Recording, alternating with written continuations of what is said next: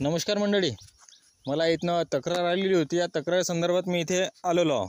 तर जाणून घेऊया याची समस्या काय आहे म्हणून. आपलं नाव काय? भास्कर विठ्ठलराव चिव्हाणे. काय तक्रार होती आपली? आमच्या शेतातून म्हणजे आता रस्ता नकाशामध्ये नाही आहे, तरी पण जबरदस्तीने त्यांनी मधातून म्हणजे खासरबैल नेलेला आहे.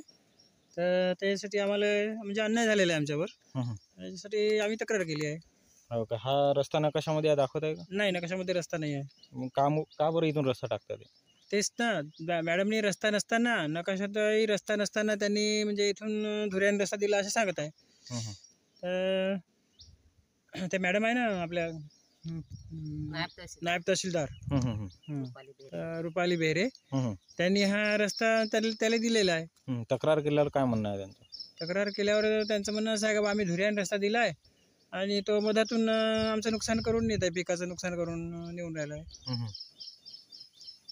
असं आहे ते. तर मग आता तुमची काय अपेक्षा आहे त्यांच्याकडनं? अपेक्षा म्हणजे आमचं एवढं नुकसान झालं आहे ना, आता त्यानं मधातून नेला आहे.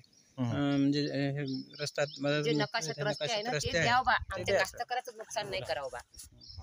आमच्या ह्या शेतातून नकाशात नसता रस्त्याने पण त्यांनी रस्ता दिला. हे आमचं कास्तकाराचं नुकसान नाही आहे का? आमच्या 2.5 एकर शेताचे 2 भाग केले. मॅडमले पंचनामा जेव्हा करते तेव्हा रस्ते त्यांनी 2 तिकडले दाखवते आणि नुकसान आमच्या वावराचं करते. आम्ही कशी उपजीविका करा?